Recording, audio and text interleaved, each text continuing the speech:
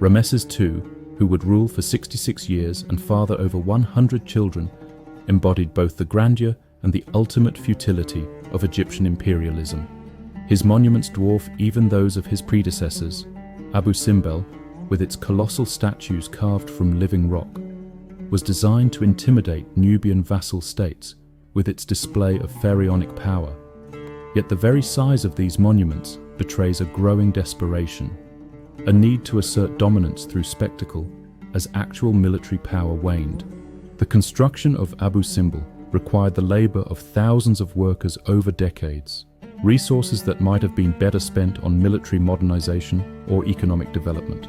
The temple's facade, with its 4 60-foot statues of the pharaoh, was a masterpiece of engineering and artistry. But it was also a monument to vanity and misplaced priorities. Foreign ambassadors were duly impressed by its scale, but they also noted the absence of Egyptian armies from distant battlefields. The peace treaty signed between Egypt and the Hittites in 1259 BC was hailed as a diplomatic triumph, but it was actually a recognition of Egyptian weakness. For the first time, a pharaoh had been forced to negotiate as an equal with a foreign power, acknowledging that Egypt could no longer simply impose its will through superior force.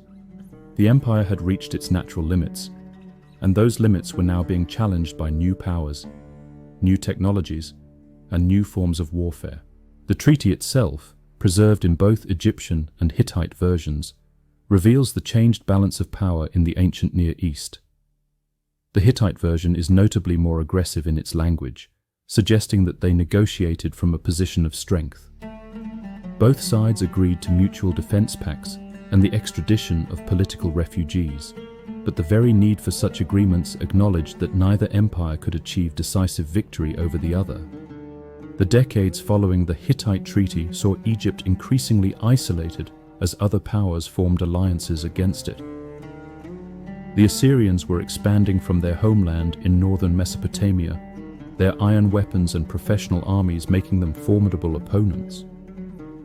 Seafaring peoples from the Aegean were establishing trading posts along the eastern Mediterranean coast, challenging Egyptian control of maritime trade routes.